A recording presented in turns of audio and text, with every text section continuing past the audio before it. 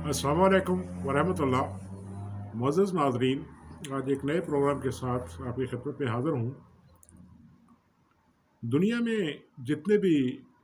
अब तक मज़ाहब आए हैं, उन मज़ाहब के आने की वजह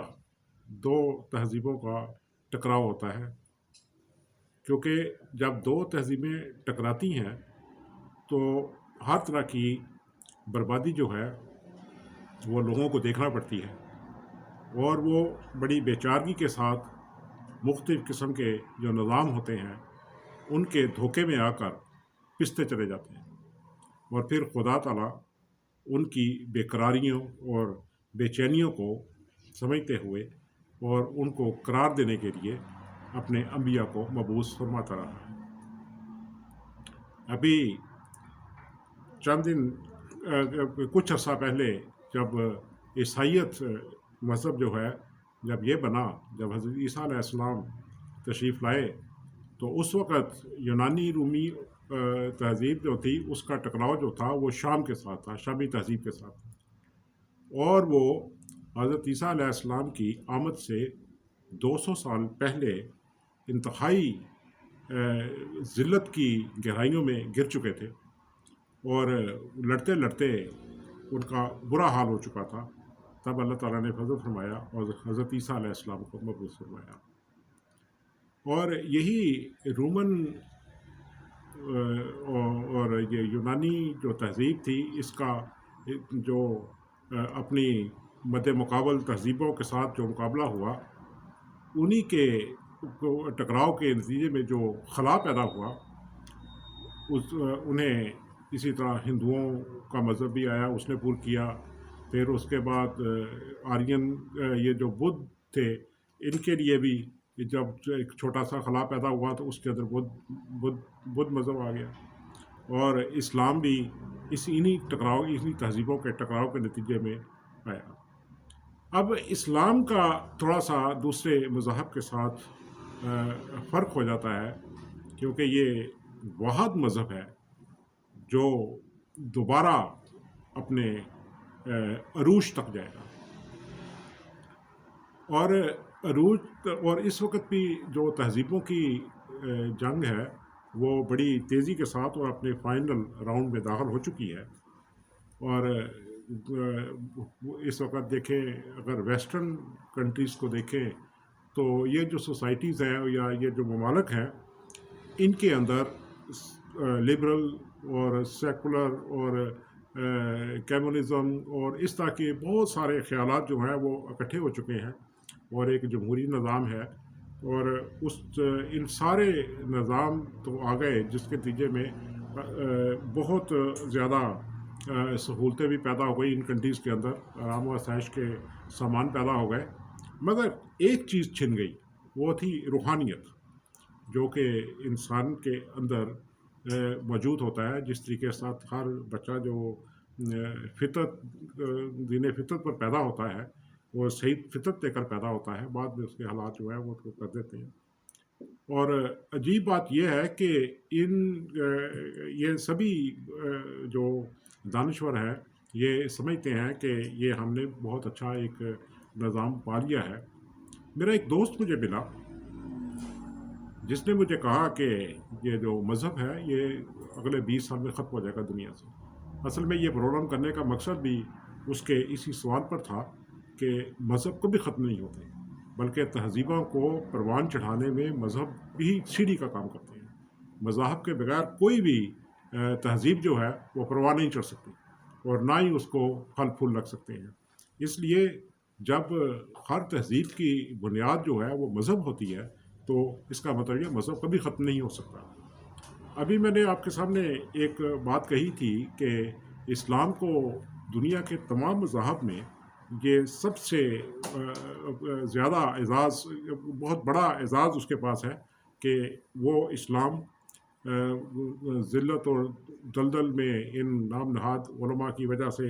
गिर जाने के बाद, हर तरीके के साथ हर ज़िल्लत और रसवाई के बाद आखिरकार बिल आखिर इस्लाम ही दुनिया में सबसे बड़ा मज़हब होगा, और लोगों की रूहानी प्यास बुझाने वाला मज़हब होगा। और یہ ساری اس وقت اگر دنیا میں دیکھا جائے تو بے شمار تحاریک چلی، جب پاکستان بننے سے پہلے بھی اور اس کے بعد بھی بہت ساری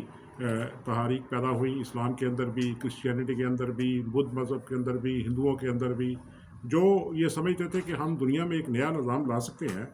مگر وہ اپنی موت خود ہی مرتی چلی گئیں، پیدا ہوتی ہیں، چند سال چلتی ہیں، پھر ختم ہو جاتی ہیں۔ اسی طرح اخوان المسلمین ہے، یہ بھی اس طرح کی خلافت کے اور بھی مختلف لوگوں نے دعوے کیے، لیکن کوئی بھی اپنی منزل کو نہ پا سکا اور بڑی بری طرح ناکام ہوا۔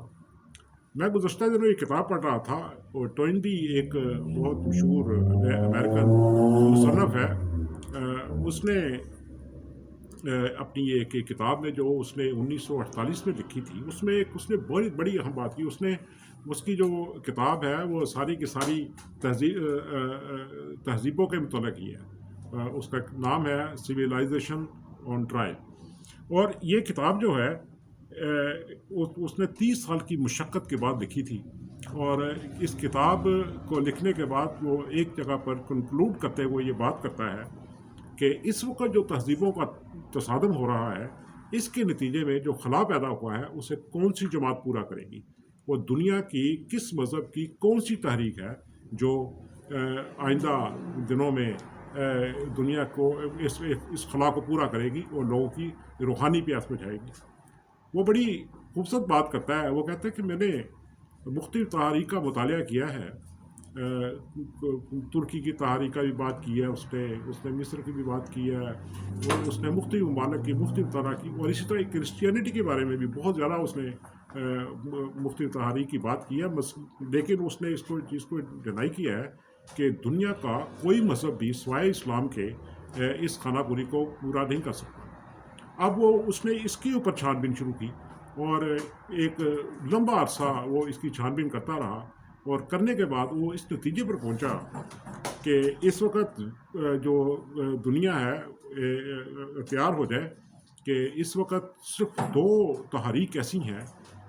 جن کے متعلق میں کہہ سکتا ہوں کہ آنے والے دنوں میں اس خلا کو پورا کریں گی۔ وہ بہت چھوٹی ہیں اور ان کے پاس ابھی وسائل بھی نہیں ہیں، اور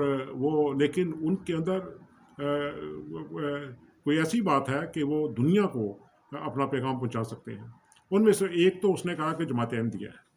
کہ جماعت احمدیہ کا نام دیا، اور ایک دوسری تھی بہائیت۔ بہائیت تو ختم ہو چکا، بہائیت کا مذہب جو ہے وہ تو اب آٹے میں نمک کے برابر ہے، اور لیکن جماعت احمدیہ جو ہے وہ اس وقت کافی پوری دنیا کے اندر اس کے ہزاروں مشنز ہیں، اور بے شمار مساجد اور بے شمار ان کے خدمت خلق کے پروگرام چل رہے ہیں، اور دنیا متعارف ہو چکی ہے، اور ان کی جماعت بھی کروڑوں میں پہنچ چکی ہے۔ تو اس لیے اس نے 1948 میں کہا تھا کہ یہ ایک چھوٹا سا پودا لگا ہے، تو اور جس کے بارے میں سمجھتا ہوں کہ یہ بڑھے گا اور پھولے گا، اور یہ آخر کار دنیا کے اس تہذیبوں کے ٹکراؤ کے نتیجے میں پیدا ہونے والے خلا کو پورا کرے گا۔ اور اس پہ خوشی کی بات یہ ہے کہ جو حضرت ہمارے آقا حضرت محمد مصطفیٰ صلی اللہ علیہ وآلہ وسلم کو یہ بشارت دی گئی تھی کہ ایک دوبارہ اسلام کا احیاء ہوگا، جب اسلام کا بالکل یہ جو علماء ہیں اور حالات ہیں یہ بالکل کمزور اور پسے ہوئے اور ہر میدان میں پیچھے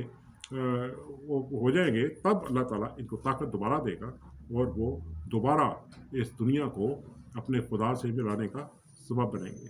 معزز ناظرین، یہ ایک چھوٹی سی بات تھی جو میرے ذہن میں تھی، تو میں نے آپ کے ساتھ شیئر کر دی، اور اس کے اندر اگر آپ بھی کچھ کہنا چاہیں تو آپ کمنٹس میں کر سکتے ہیں، اور اس پہ ایک ڈبیٹ بھی ہو سکتی ہے۔ اللہ تعالیٰ آپ کا حامی و ناصر ہو۔ اسی کے ساتھ اجازت چاہتا ہوں۔ اللہ حافظ۔